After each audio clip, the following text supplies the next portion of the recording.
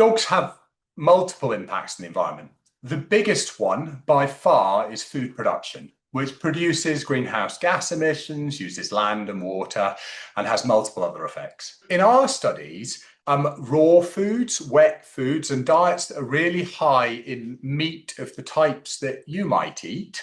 So for any meat, for example, if it had chicken breast or beef steak or anything like that, and it has the highest environmental impacts.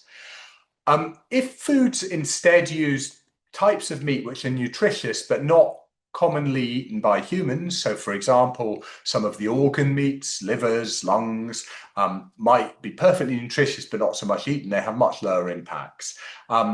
We did find that grain-free products tend to have more of the meat which humans also eat in it, and so higher impacts than standard dry foods.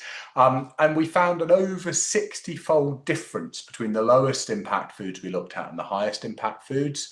One of the things to say is with all of the food types we studied, there was big differences between different foods in the same group.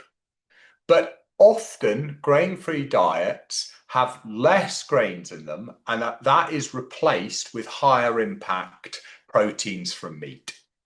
And so the issue isn't whether there's grains in a food or not, it's what else you put in there instead. Now, for some patients, or if it's being advised from a veterinary point of view, there may be a reason why you couldn't have grains in the diet, but that's actually relatively rare.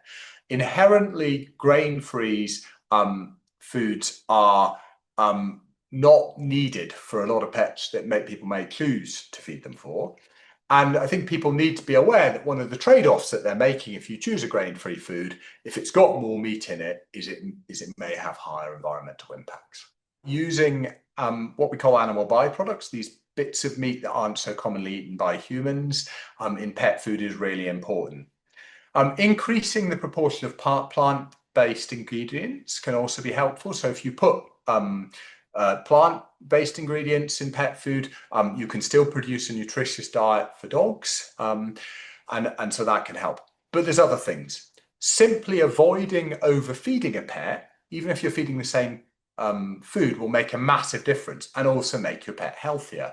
And really, people being able to choose whether their food is higher or lower impact relies on them knowing what is in there. And from that point of view, improving labeling so that people can really tell what is in a food is important, because then people can choose what they're feeding their pet and also include in that decision-making process the potential environmental impact.